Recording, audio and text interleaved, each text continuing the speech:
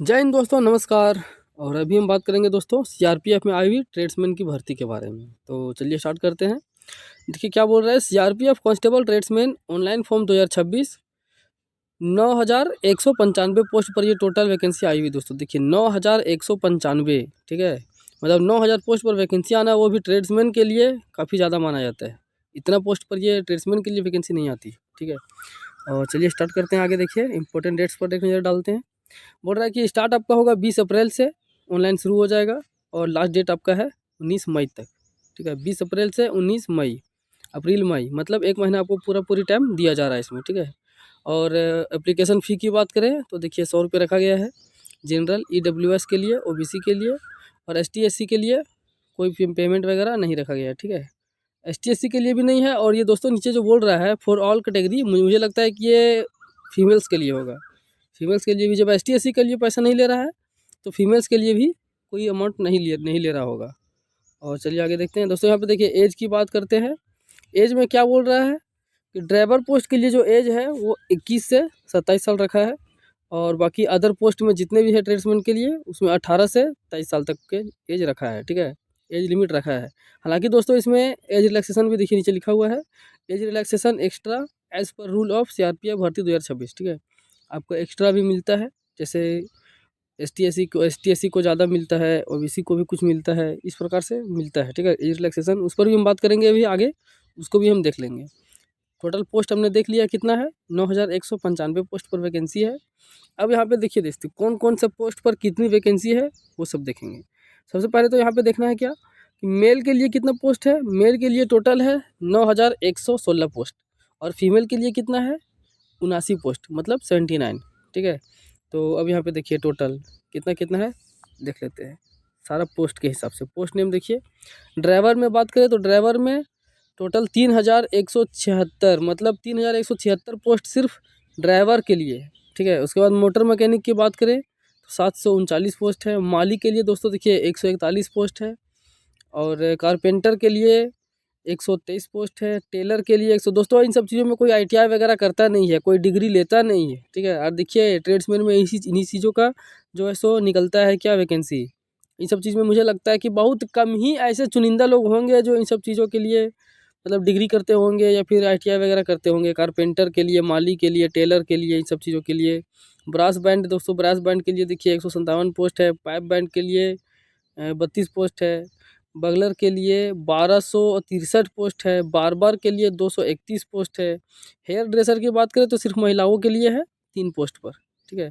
Painter में देखिए दोस्तों, पेंटर का निकला हुआ है 83 पोस्ट की वैकेंसी। अब बताइए, पेंटर वगैरह में तो कोई करता नहीं है आईटीआई वगैरह, लेकिन हाँ दोस्तों सर्टिफिकेट हर कोई बना लेता है और बन भी जाता है, ठीक है। जैसे यहाँ पे कुक का है।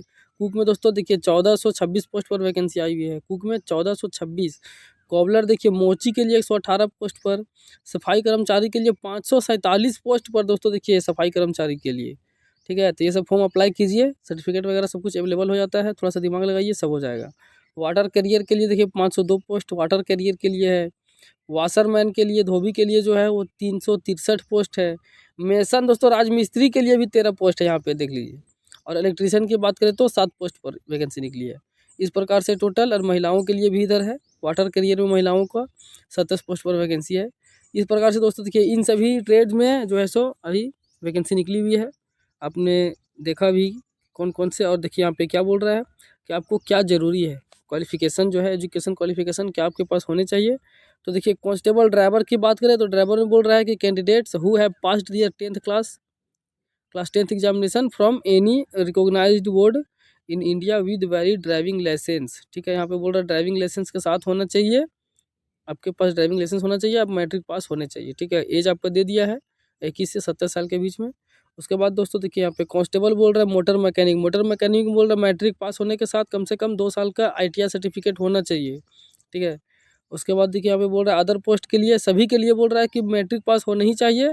एंड यहाँ पे एंड में क्या बोल रहा है, must have proficiency and worked in related trade will be eligible for this recruitment. दोस्तों यहाँ पे देखिए मैं आपको बता देता हूँ, आप सर्टिफिकेट तो कहीं से भी ले जाओगे, ठीक है।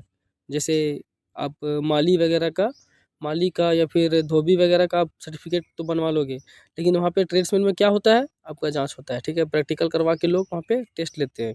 तो आपको इसके बारे में थोड़ा सा जानकारी भी होना चाहिए। यहाँ पे वही बोल रहा है कि रिलेटेड वर्क, ठीक है। आपको वहाँ पे जानकारी भी होनी चाहिए। आपको जो है सो वहाँ पे ट्रेडमैन में जो क्या है कि प्रैक्टिकल करवा के देखा जाएगा। उसके बाद यहाँ पे बोल रहा है पायनियर विंग के लिए भी बोल रहा है मैट्रिक पास होना चाहिए और 1 साल का एक्सपीरियंस होना चाहिए। दोस्तों यहाँ पे देखिए हाइट की बात करते हैं कि ट्रेड्समैन में हाइट कितना रखा है सीआरपीएफ में। तो देखिए मेल में सबसे पहले हम देखते हैं मेल में जो है जनरल है, एससी है, ईडब्ल्यूएस, ओबीसी है। देखिए जो एससी जो है शेड्यूल कास्ट, इसको भी इन्हीं में सब में डाल दिया है।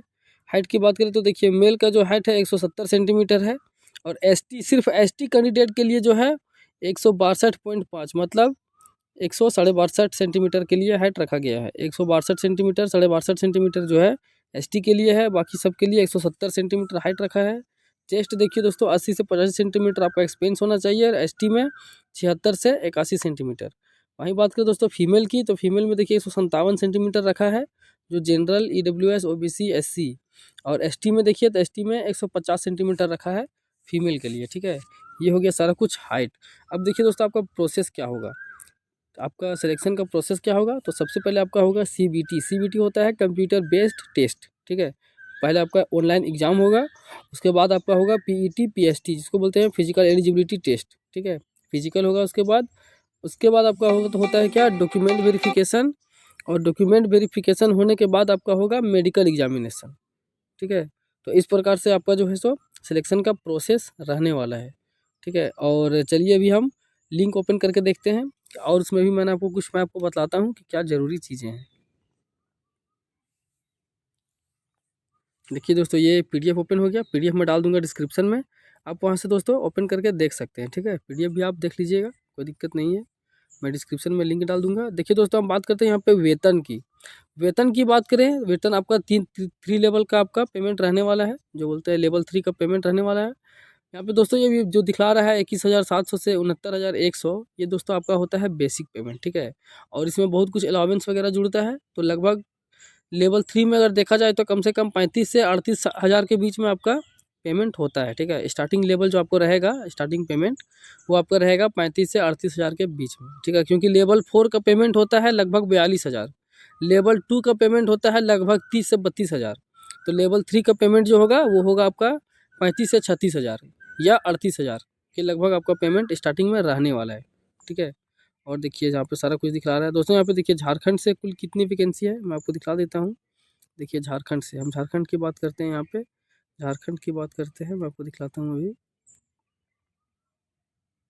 देखिए झारखंड से दोस्तों टोटल 255 वैकेंसी है, ठीक है। यहाँ पे स्टेट वाइज क्लियर कर दिया है। अब यहाँ पे देख लीजिए झारखंड से टोटल 255 वैकेंसी है, और वो भी सारा ट्रेड में डिवाइड किया हुआ है, ठीक है, कि किस ट्रेड में कौन सा है। दोस्तों मैं पीडीएफ डाल दूंगा, इसको आप बढ़िया से देख लीजिएगा अच्छे से। मैं छोटा कर रहा हूँ तो काफ़ी छोटा हो जाता है, देखिए यहाँ पे छोटा करने के बाद काफ़ी छोटा हो जाता है, ये शायद आपको दिखेगा नहीं ठीक से, इसलिए मैं बोल रहा हूँ कि आप पीडीएफ में डाल दूंगा, आप देख लीजिएगा। दोस्तों ये पीडीएफ जो 44 पेज का पीडीएफ है, इससे सारा कुछ क्लियर कर पाना बहुत मुश्किल है, इसीलिए मैंने सारा कुछ जो है सो वहीं से बतला दिया है, बाहर से ही आपको सारा कुछ क्लियर कर दिया है। आपको क्या क्या ध्यान रखना है, सबसे पहले डेट आपका ध्यान रखना है। डेट आपका जो है सो 20 अप्रैल से 19 मई तक चलेगा, ठीक है। उसके बाद सर्टिफिकेट वगैरह सारा कुछ आपको अवेलेबल कर लेना है। पहले तो आपको इसका एग्ज़ाम देना है, एग्ज़ाम देने के बाद ऑनलाइन फॉर्म भरने के बाद आपका एग्ज़ाम होगा, एग्ज़ाम पास कीजिएगा, उसके बाद आपका जो है सो फिजिकल होगा, और फिजिकल के बाद डॉक्यूमेंट वेरिफिकेशन होगा, और उसी टाइम आपका जो है सो प्रैक्टिकल वगैरह सारा कुछ होगा, ठीक है। उसके बाद सबसे लास्ट में आपका मेडिकल होगा। तो इन सब चीज़ों का आपको ध्यान रखना है। और दोस्तों इस प्रकार से हर वैकेंसी की अपडेट के लिए आप मेरे चैनल से जुड़े रहें। वीडियो में लास्ट तक बने रहने के लिए बहुत बहुत धन्यवाद। जय हिंद।